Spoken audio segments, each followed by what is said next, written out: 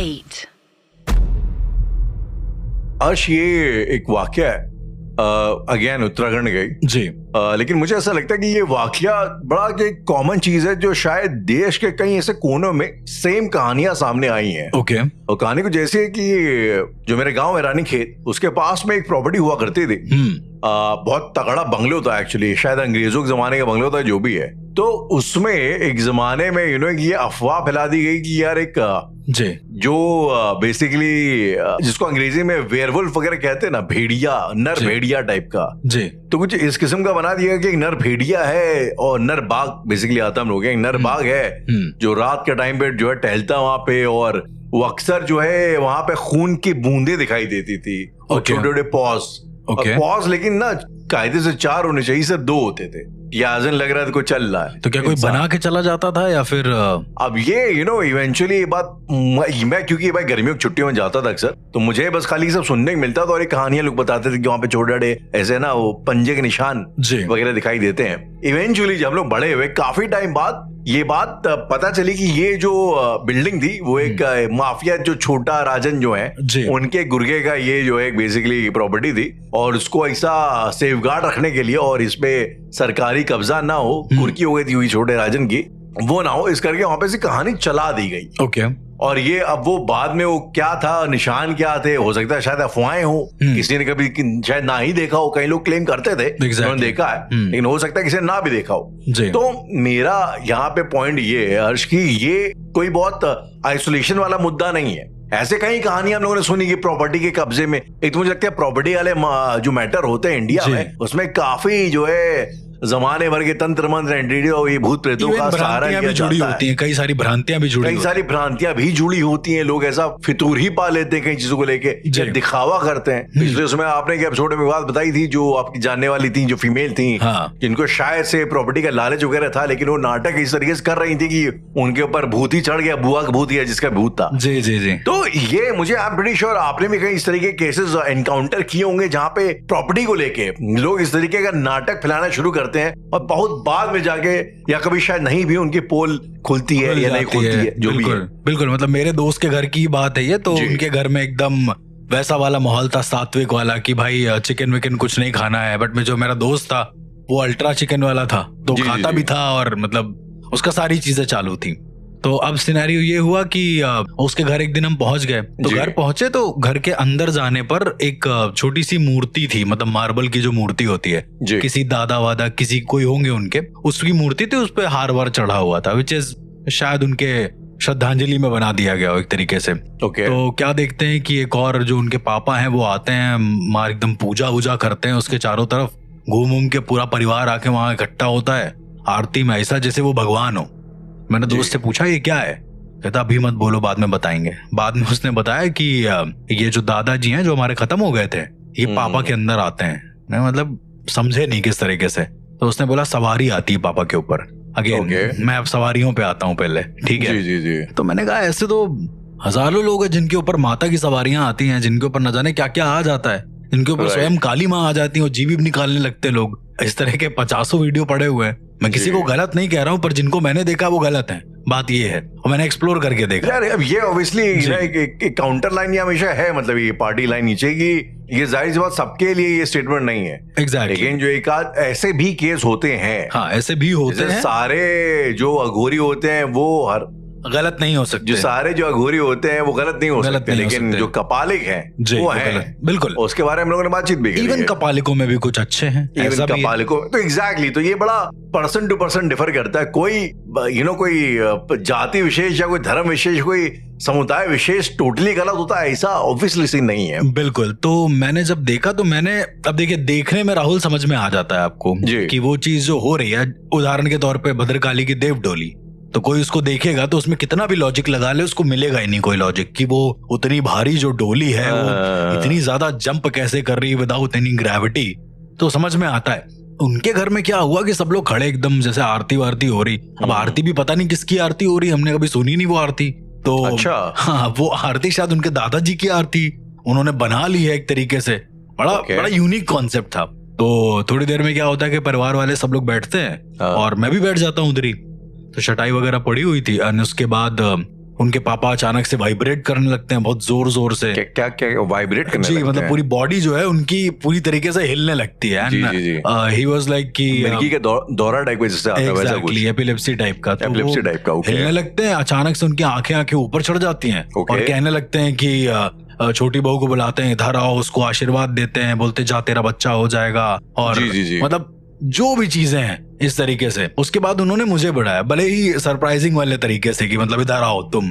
Okay. अब ये बड़ा यूनिक था मेरे लिए, पहला एक्सपीरियंस था, देखने में नहीं, किसी के पास जाके उसने खुद बुलाया हो मुझे। तो मैं गया और मेरे ऐसे पीठ पे हाथ रखा, बोले कि जाओ तुम्हारे सारे काम हो जाएंगे, ऐसा करके। और मैं थोड़ा हट गया अलग।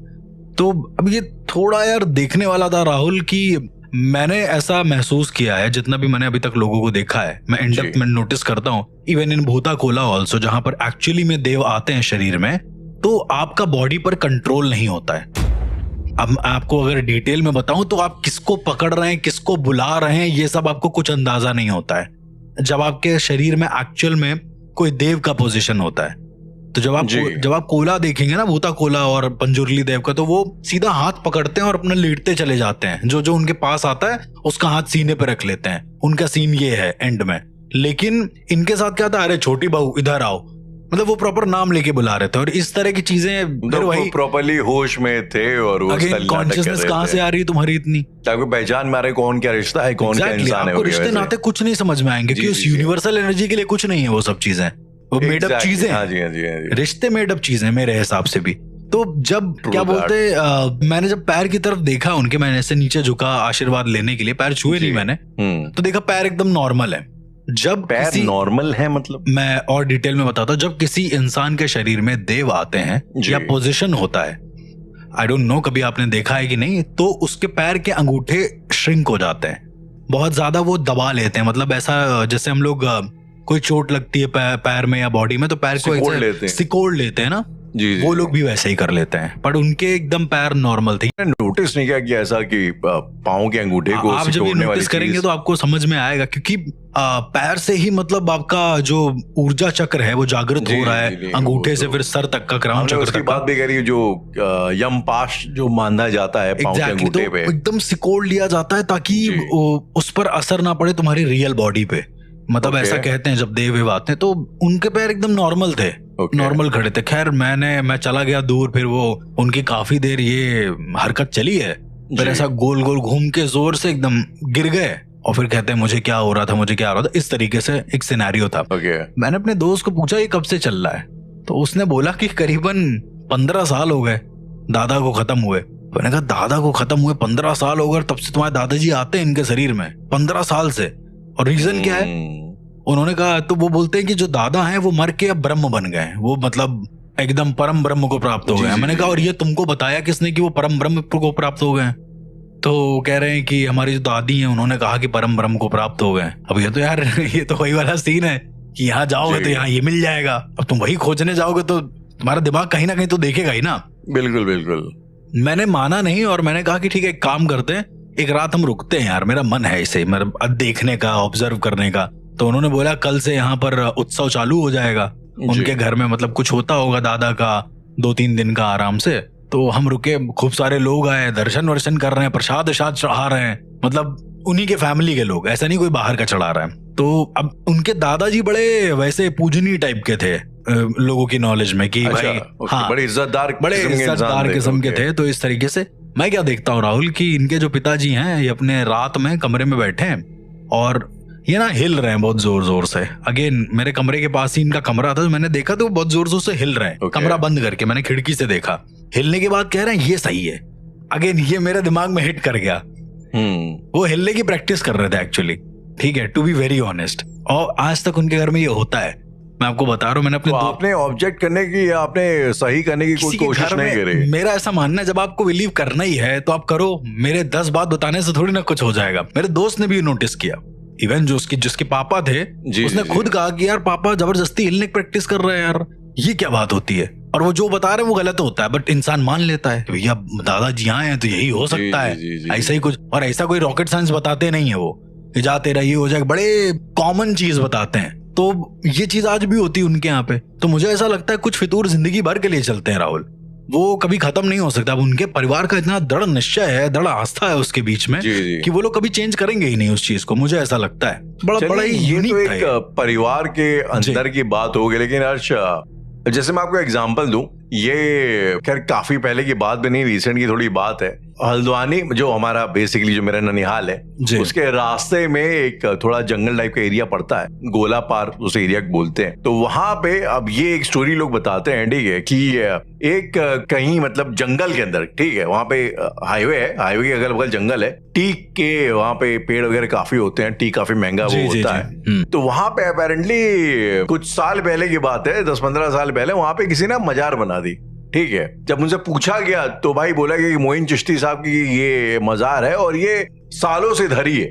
अब जो वहां के लोकल थे, अच्छा वो एरिया इतना इनहैबिटेड नहीं था, ठीक है, वहां लोग थोड़ा दूसरी साइड रहते नदी के, ठीक है जी। तो वहां पे जो नई जनरेशन लोग थे उन्होंने मानना शुरू कर दिया, जो पुराने वाले थे उन्होंने भाई मना किया, लेकिन किसी ने उनकी सुनी नहीं जी। अब लोग बताते हैं कि उसके आसपास भाई जिन लोगों के खेत हुए थे उनको ये बोला गया कि भाई आप यहाँ से पोजीशन अपना हटा दी, क्योंकि यहाँ पे मजार चुकी है, यहाँ पे बाबा की कृपा है। और ये लोग क्या करते थे कि ऐसा एक कुछ केमिकल आते हैं, क्लोराइड्स वगैरह, तो वो लेके खेतों में जाके डाल दें। तो उससे क्या होता है ना कि खेतों की जो वो होती है, उपज की शक्ति जो होती है, फर्टिलिटी, तो एकदम बर्बाद हो जाती थी। तो वहां लोगों ने देखा है उसके आसपास, सही में बोला गया था कि यहाँ पे अगर आसपास आप खेती करोगे, ये करोगे तो बर्बाद हो जाएगा। तो सही में वो चीज होने लग गई।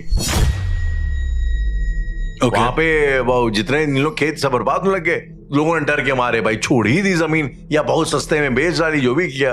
तो ये जो एक पूरा कांड था, ये मल्टीपल जगहों में से होने लगे। तो उसके बाद जो है जब किसी ने इन्वेस्टिगेशन वगैरह करी, तो जब वहां पे मजार को खोदा गया, पता चला होगा खाली सीमेंट का उन्होंने चबूतरा बनाया हुआ था, कुछ अंदर था ही नहीं वहां पे। तो ये मतलब ये ना एक आई एम प्रीटी श्योर कि सारे ऐसे नहीं होते हैं, हो सकता है कुछ ऐसे होते हो, बट ऐसी हरकतें लोग करते हैं फितूर के नाम पे। और अब यकीन मानिए उस टाइम पे लोग ऐसा मतलब हर जो धर्म के लोग वहां पे आते थे, औलाद मांगने कोई चला आ रहा है, कोई कुछ किसी का वहां रुमाल कोई बांध दे रहा है, कोई घंटी बांध दे रहा है, और उनकी मुरादें पूरी भी हो रही हैं, पता नहीं क्या कैसे। तो मुझे लगता है ना इस तरीके के जो स्कैम है पैन इंडिया कई जगहों में चल भी रहे हैं। और इंडिया ही नहीं राहुल, ये सब गाँव में भी चल रहे हैं, बहुत ज्यादा गाँव में ज्यादा चल रहे हैं। जैसे मेरी जो बुआ है, एक छोटी बुआ है, तो सॉरी बड़ी बुआ है, तो उनके गांव में क्या है, मैं पहली बार गया और वहां जाके फूफा जी ने कहा कि थोड़ा आगे जो खेत है वहां मत जाना। मैंने कहा क्या हो गया खेत में ऐसा?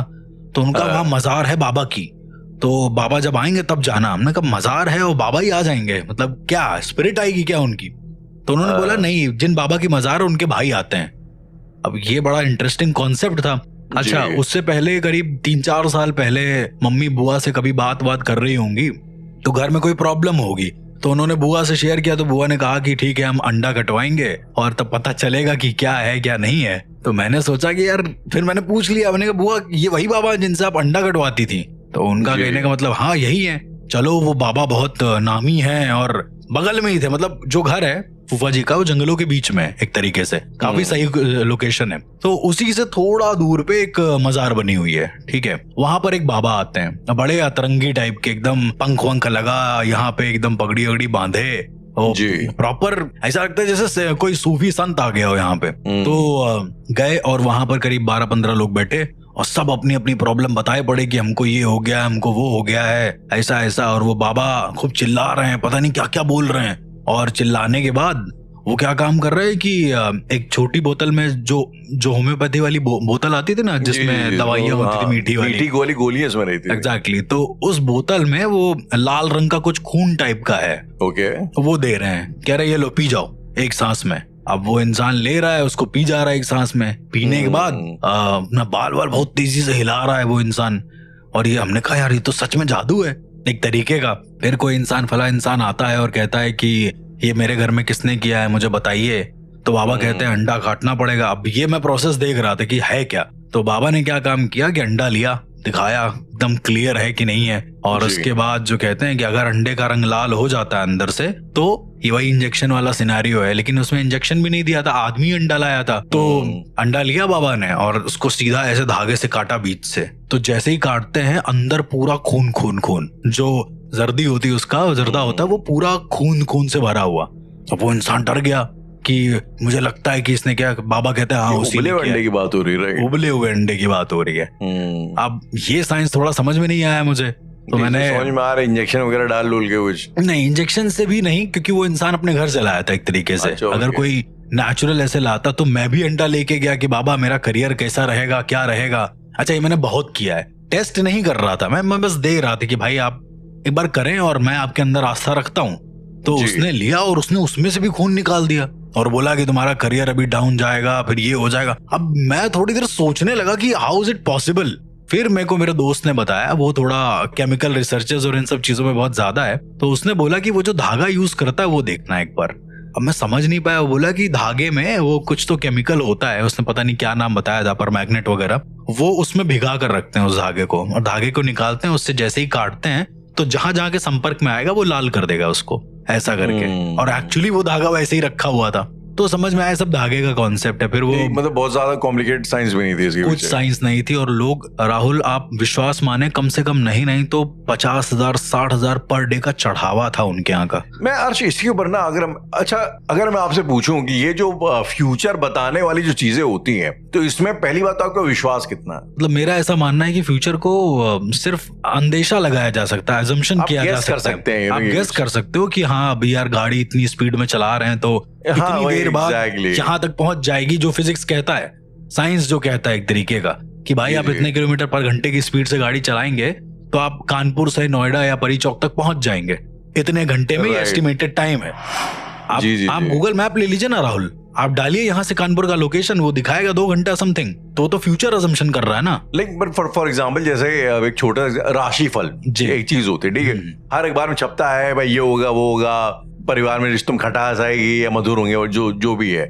तो पहली बात तो अच्छा, आपका ये जो ज़ोडिएक और राशि अगर होता है, इसमें आपका क्या मतलब लगता है कि आपको ये मतलब मुझे ऐसा that makes sense या मेक सेंस अब उनके लिए कि जो गणना कर सकते हैं, जिनको एक्चुअली में गणनाएं करनी आती हैं, मेजरमेंट्स करनी आती हैं, ये सारी चीजें विक्रमादित्य से पहले नहीं थी ना। राशि आशी जो थी, क्योंकि वहां के जो उनके जो 9 रत्न थे, जो ज्योतिष थे उसमें से, जी। वहीं से ज्योतिषी शुरू हुई है। तो उसके पहले क्या, उसके पहले ग्रह और नक्षत्र नापे जाते थे, उनको समझा जाता था मेरे मतलब हिसाब उनका से। आपकी लाइफ पे क्या इम्पैक्ट होगा इसको लेकर ज्यादा बातचीत नहीं होती थी। बट ये बताते थे कि इस ग्रह नक्षत्र की ये ग्रह दशा चल रही है, दशा और दिशा की बात होती थी पहले, ऐसा कहने का मतलब है। राइट, जो कि एस्ट्रोनॉमिकली कैन मेक सेंस की मतलब आपके, मतलब मैं बहुत रफ सा आइडिया बोल रहा हूँ कि वो आपके क्लाइमेट को एक तरीके से अफेक्ट कर सकता है, let's just say like that, example के तौर पे बिल्कुल करता है। तो अगर आप उसमें कोई खेती का प्लान कर रहे हैं नहीं कर रहे हैं, तो वो आप उस पे कोई बता सकता है कि भाई बारिश होगी या नहीं होगी, मतलब बता सकता है as in assumption कि भाई आपने ग्रहों की दशा और दिशा देखकर बोल दिया कि इस ग्रह का प्रभाव तुम्हारे ऊपर ये पड़ सकता है। अच्छा अर्श, मैंने ये सुना है कि कि शायद हम लोगों ने जो माइथो वाली सीरीज अपनी उसमें बातचीत भी करी है कि अब जैसे अर्थ के हमारे चारों तरफ इतने सारे प्लैनेट्स हैं, और भी दुनिया जो हमारी जो पैरेलल यूनिवर्सेस हैं उनके भी ग्रह वगैरह हैं, तो इनका भी एक ग्रेविटेशनल पुल पड़ता है हमारी अर्थ के ऊपर। बिल्कुल पड़ता है। जो ग्रह दशा का इम्पैक्ट आपके शरीर पे बताया जाता है, आपके जीवन पे, तो बेसिकली उनका लॉजिक ये है कि आपके जब आप पैदा हुए थे तब फलाना जो ग्रह था वो इस एंगल पे था, तो बेसिकली आपका उस ग्रह का अट्रैक्शन इतना है, मतलब उस पे होगा जी रहा होगा। मतलब मैं जो मेरी अंडरस्टैंडिंग है ज्योतिष में आपको बता रहा हूँ।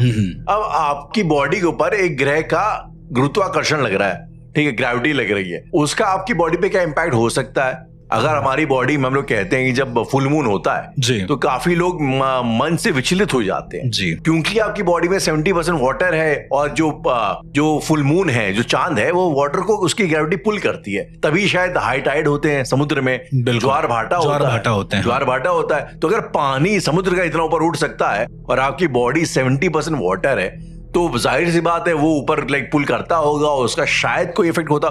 ये सब एक बहुत गैस वर्क वो वाले चीजें हैं कि जो शायद ऐसा होता होगा, शायद ऐसा हुआ होगा। हो सकता है, अगर समुद्र का पानी उठ सकता है और आपकी बॉडी में पानी है तो कुछ इम्पैक्ट शायद पड़ता होगा, बिल्कुल पड़ता होगा। इनफैक्ट यार जब आप किसी को अंग्रेजी में there is a word called lunatic का मतलब ही होता है जो पागल है, और लूनेटिक आता है लूनर से, मून से। तो मून का बड़ा हमेशा ही ना एक पूरे चांद का एक बड़ा कल्चरल हर उसमें इम्पैक्ट रहा है। हाँ, मतलब उसमें तो हर जगह थ्योरी भी सेम रही है, ऐसा नहीं कि मोरलेस थ्योरी भी सेम रही है सबकी। बिल्कुल। तो मतलब यहाँ पे जो मेरा सवाल था अर्शिनो, कि मुझे ऐसा लगता है कि जो राशियां होती हैं ये एक तरीके से आपकी प्रॉपर्टीज को डिफाइन कर सकते हैं कि अगर आप भाई फलाना राशि में पैदा हुए हैं, आपकी हरकतें कुछ ऐसी हो सकती और उन हरकतों के एहसास हम इस बात का अंदाजा लगा सकते हैं कि भाई तुम अगर आप आर्टिस्टिक हैं बाय नेचर, तो आप जाहिर सी बात है फिल्मों में या क्रिएटिव कामों में ज्यादा एक्सेल करेंगे। अगर आप ज्यादा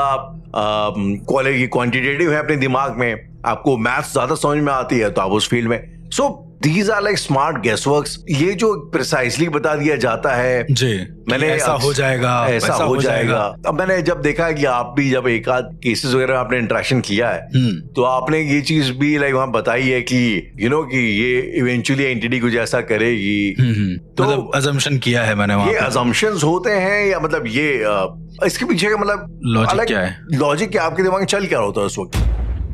अब राहुल, जैसे पहले तो हम ज्योतिष वाला कंप्लीट करते हैं। मतलब to be very honest, no offence to anyone, मुझे उतना ज्यादा बिलीव नहीं है, क्योंकि वो गणनाएं होती हैं। अपनी पर्टिकुलर गणनाएं, उसमें कोई साधना का इम्पैक्ट नहीं होता है।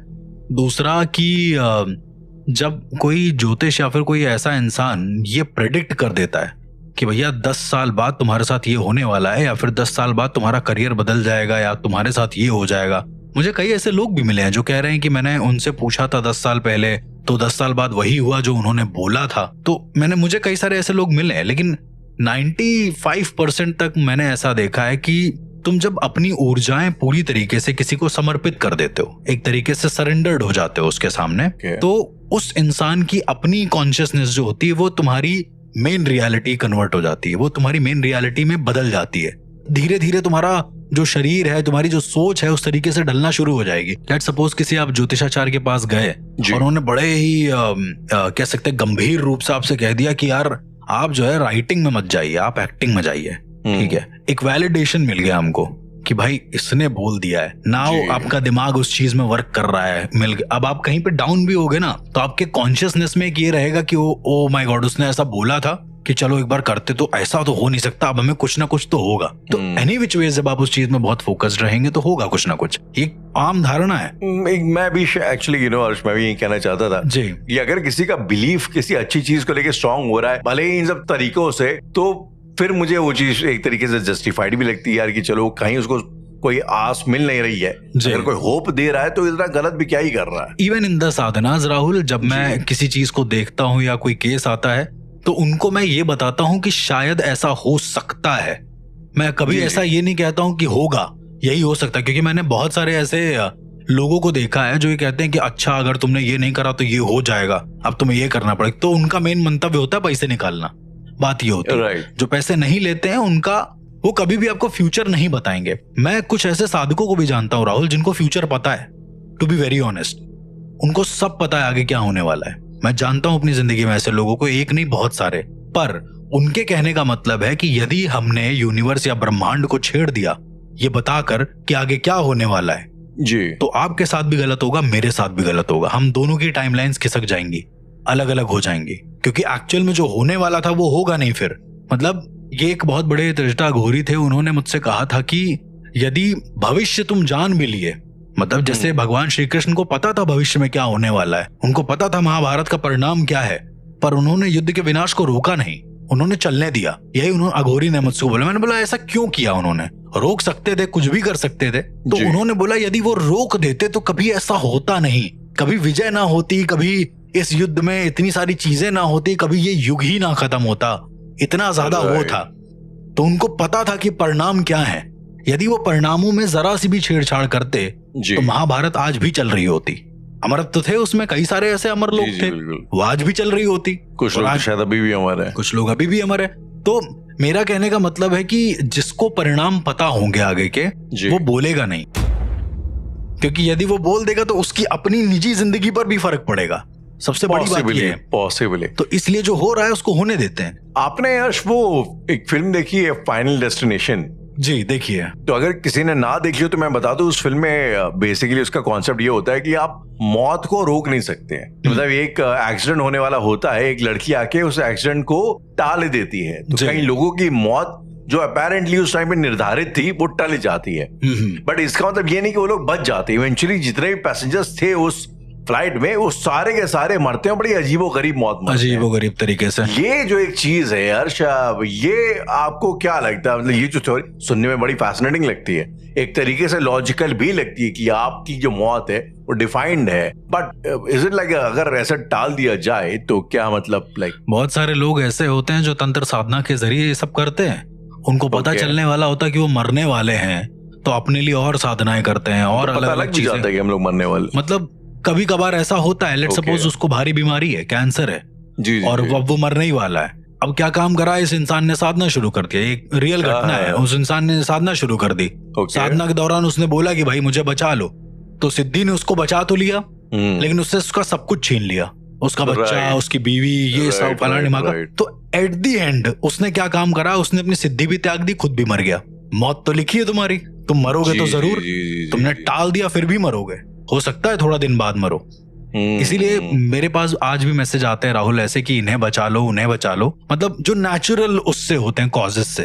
तो मैं कभी उसको एंडोर्स नहीं करता हूं कि मैं उसको बचाने पे रेडी हो जाऊं। मतलब कोई इंसान है लेट्स सपोज जो करीबन 89 और या फिर 98 साल का है मान के चलो, और उसको बीमारी है, वो आईसीयू में एडमिट है, तो मैं कैसे बचा लूं उसको? आई थिंक उसके लिए तो शायद बेटर भी यही है कि वो खुशी खुशी आराम से चला जाए, और जितनी सुविधाजनक तरीके से हो सके अपने प्राणों को त्याग कर दे। मैं ये कर सकता हूँ कि भाई वो दर्द में ना मरे, मैं इतना प्रे कर सकता हूँ, लेकिन अब मैं उसको बचाने पे आ जाऊं। एक ऐसे ही केस आया था, वो लड़की मेरे पास आई, उसने बोला बचा लीजिए बचा लीजिए, मैंने कहा नहीं हो पाएगा, मतलब जिसकी मौत निर्धारित है वो कैसे मतलब बच सकता है?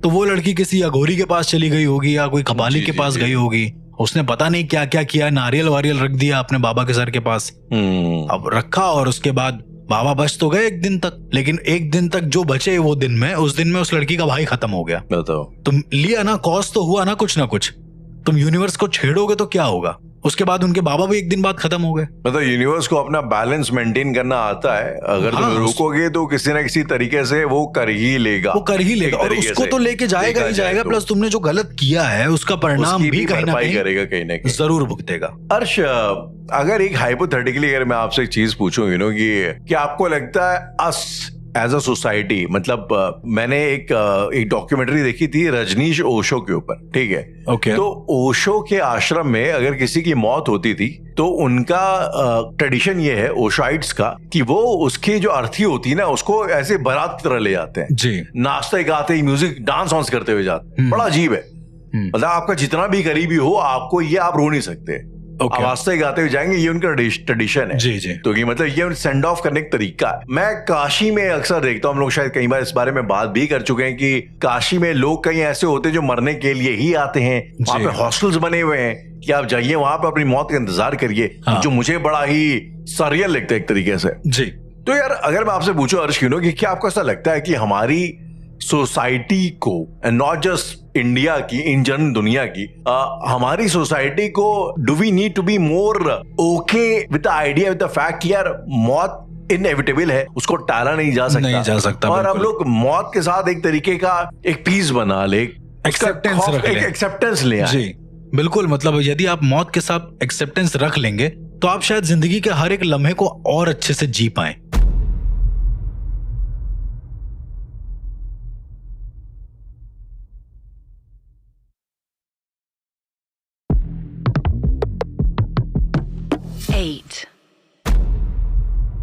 अर्श, कुछ साल पहले हमारे देश में कोविड का माहौल चल रहा था जी, तो कोविड के दौरान एक चीज जो बोली जाती है सबसे ज्यादा वो थी क्वारंटीन, या आप जो है अगर आप क्वारंटीन हो गए, हाँ।